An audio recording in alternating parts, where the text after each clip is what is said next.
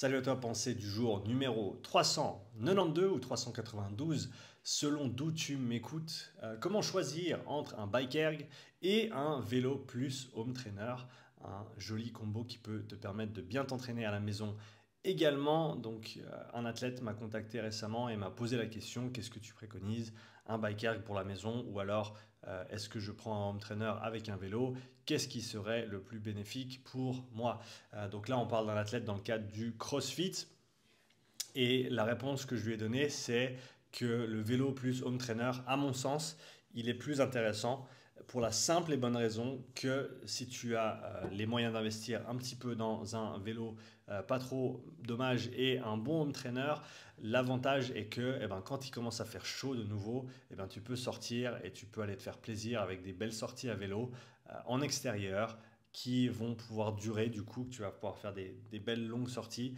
À mon avis, c'est une des choses qui est sous-exploitée à l'heure actuelle dans le CrossFit, c'est ces efforts de plus longue durée qu'on retrouve très fréquemment en cyclisme, qu'on retrouve très fréquemment en triathlon, mais on ne considère pas encore, en tout cas à mon sens pas assez, le CrossFit comme un sport d'endurance, alors que ça l'est véritablement. Quand on commence à avoir des compétitions qui font 3 jours, 4 jours de suite, si tu n'as pas la tolérance de charge, si tu n'as pas la capacité de récupérer, si tu n'as pas cette base d'endurance fondamentale pour voilà, simplement tolérer et assimiler tout ce volume d'entraînement que tu te dois de faire, à mon avis, il y a du potentiel qu'on laisse sur la table.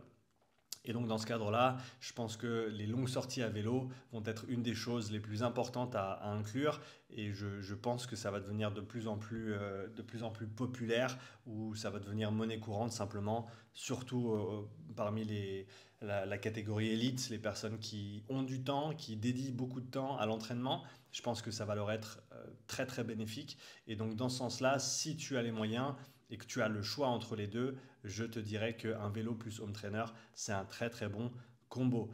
Et en plus de ça, avec les home trainers, maintenant ils sont tous connectés. Tu peux avoir toutes tes informations de puissance directement sur ton téléphone ou sur le capteur de puissance du vélo s'il est intégré également. Donc tu vas vraiment pouvoir faire plein de chouettes séances, tout comme tu le ferais sur le bike erg. Au final, il n'y aura pas vraiment une grande différence.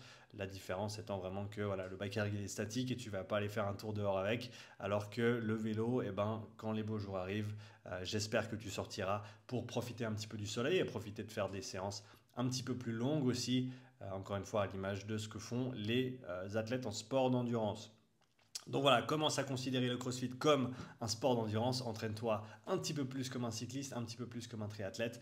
Et je pense que ça fera des merveilles pour ta qualité d'entraînement et également tes performances. Voilà pour cette pensée du jour. Je te rappelle que je suis en train d'écrire un guide complet sur le bike erg. Donc si tu as des questions au sujet de cet outil de travail ou si tu as des choses que tu aurais voulu savoir quand tu as commencé à l'utiliser, n'hésite pas à me les laisser en commentaire. Je me ferai un plaisir de les inclure dans ce guide qui sera disponible bientôt sur mon site, sur mon blog gratuitement chez upsidestrength.com. Jusqu'ici, n'oublie pas de t'abonner à la chaîne si ce n'est pas déjà fait, car c'est gratuit et tu peux toujours changer d'avis. En attendant, je te dis à bientôt pour la nouvelle pensée du jour. Ciao.